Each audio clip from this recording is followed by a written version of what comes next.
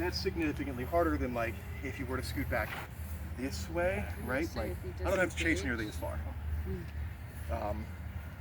Shot me and I'm done. Any questions? If he disengages, are you gonna chase him then, For the or most reset? part. Yeah, for the most part. Yes, with the caveat of understand your fighter, right? Understand your opponent. If he's disengaging, and I know that he's got a much faster disengage than I have an engage, and I know that he's just going to get away, is it worth it for me to chase him? Maybe, but like I should be kind of secured in knowing what I'm doing with my shot, right? Like yes, earlier I said it's really important that you know what you want to do, less important that you know like what you want to do, right? Mindset in a fight is what I'm doing is more important than what you're doing because I'm not going to let you do the thing that you want to do, right? You want to do a thing. That's cool. I didn't say yes. So if I'm going to chase him, I need to commit to that. And if I'm not committing to that, then I should not commit to that before I start my initial engagement, right? Like you can play with your range the way that I do it, where I will, when I make my initial chase on people, I will make a chase and stutter step. And what this does for most people is it confuses them. They will throw a retaliatory shot as I start that chase, thinking that they have it, and I'm nowhere near range by the time I stutter step. But what I've done there is he's given me an arm opening, right? I'm not in range to be hit. As soon as he moves his arm is in range to hit, right? So we have to be very intentional with our engages, our chasing, if we're going to chase somebody, right? So theoretically, fighters who like really know can probably see it as it's happening. If I'm throwing this and I'm stepping to the side, I'm probably not loaded to chase him. I'm just not positioned for it. Right. But if I'm stepping into him as I do it, and I go boom, boom, I'm ready to chase him. So if he does disappear and he tries to disappear, I don't want to let him because I've worked for this range. Why would I work for range and let him take it back? For no reason, right? There's opportunities, right? Like there's things that you can do. Sure, I could theoretically let him try to escape and hope that as he does, he's gonna flare something as he moves, right? Like when he moved back, his shoulder moved a little bit for me. If I'm going to chase him and I go boom, boom, and he's giving me something here and I don't want to fully commit to going and I want to let him take that space so that he thinks he's safe, but while he thinks that he's safe, he's actually just positioning for a shot that like I know is there, great. That works really well, right?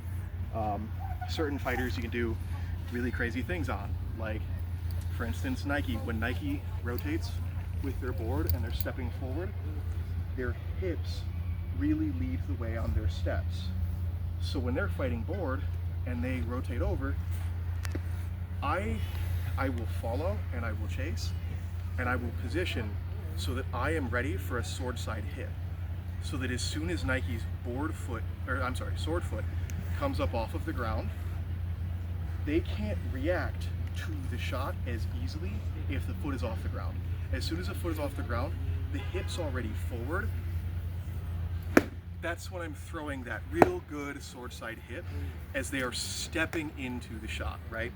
There's a lot of following, reading what the person's doing, right? Seeing how their body's moving. That's why oftentimes when you see higher level fighters, as the fight's starting, they're just gonna kind of trail around a little bit like this and see, right? So, okay. So what I saw was as we started stepping, every time Dane stepped to this side, the arm rocked, giving me just a glimpse of that forearm. So I'm getting that glimpse of that forearm as he's stepping to this side. So as he's stepping to this side, boom, right?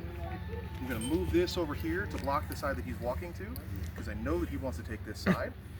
And I'm gonna come over the top and just take that forearm from him. And as he's going to drop his shit, he's gotta drop the sword to switch over. I'm just gonna chase it up onto the other side, right? Or to come over. It's a secondary loop, just to follow it and continue. essentially attacker has more of control over the battle? Yes. There's a way to word it. It is taking priority or taking control of the fight, right? If I want to control the fight, I am going to see what the other person wants and not let them do it, right? If you can do this very easily with people who, like, people in the very newer range, one of the easiest things that they do that tells you exactly what they're going to do is they look exactly where they want to swing, right?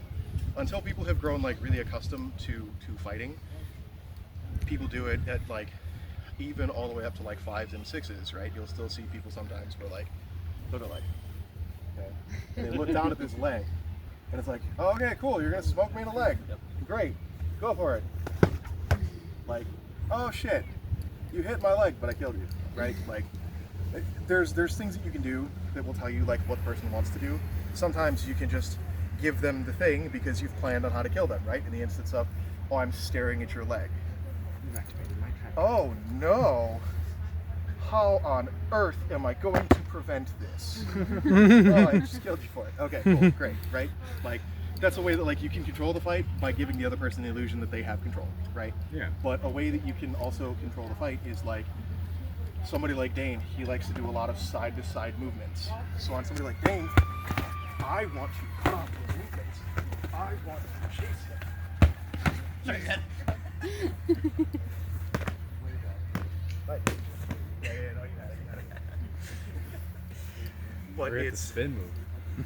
it's a lot of, if I know that he wants to move to the side, right? One of the first things I did there, we had a small collision. We adjusted, it's fine.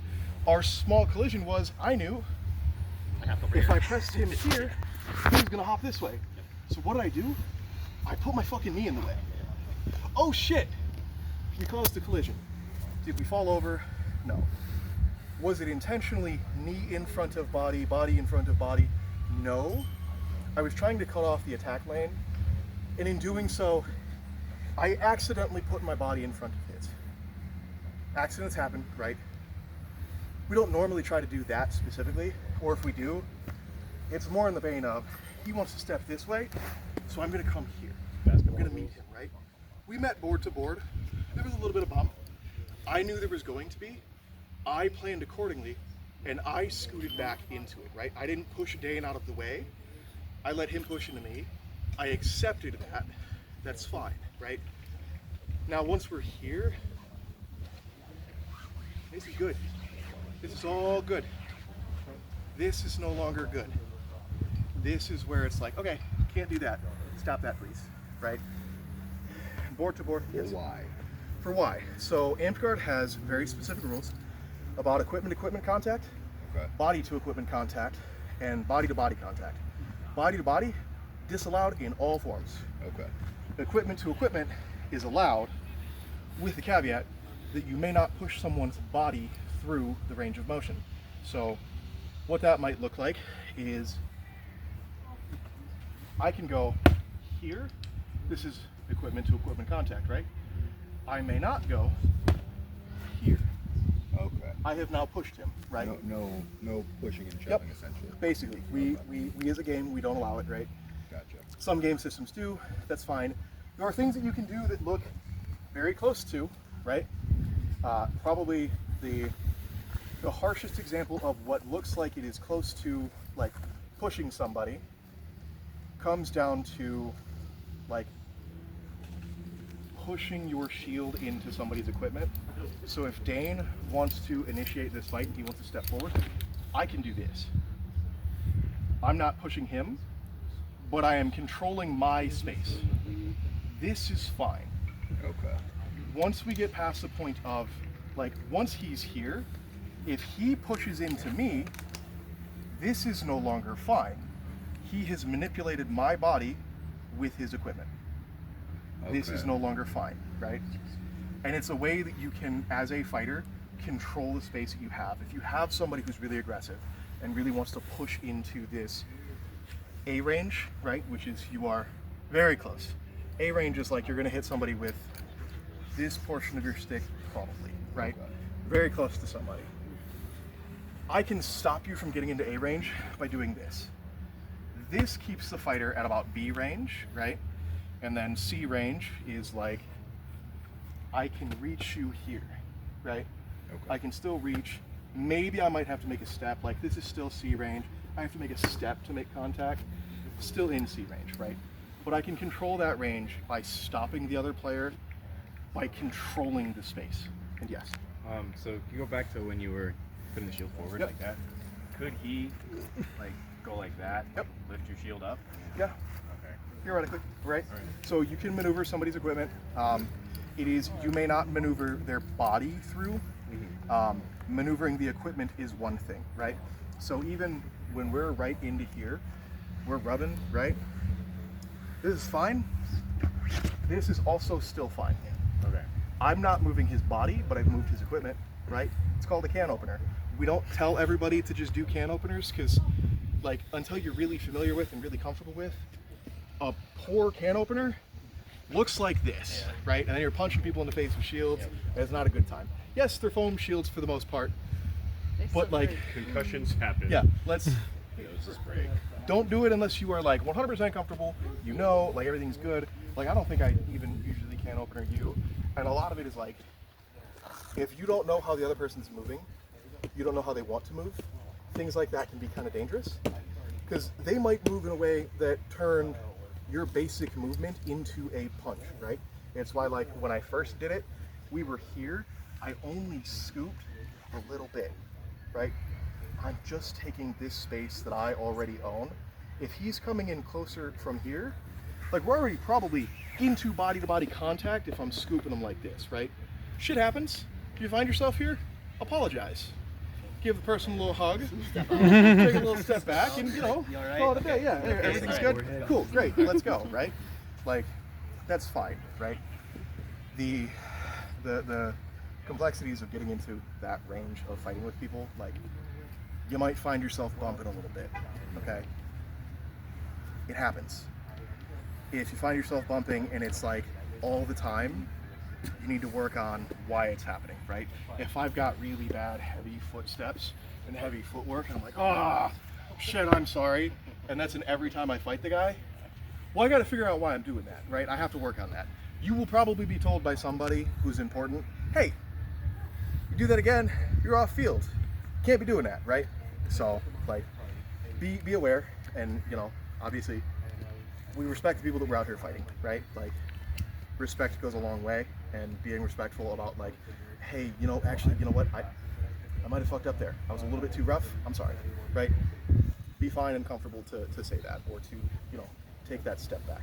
Yeah, don't take the shot, reset. Yep, exactly. Any other questions?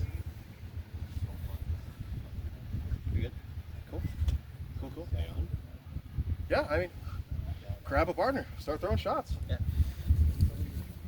All right. It's a student shape.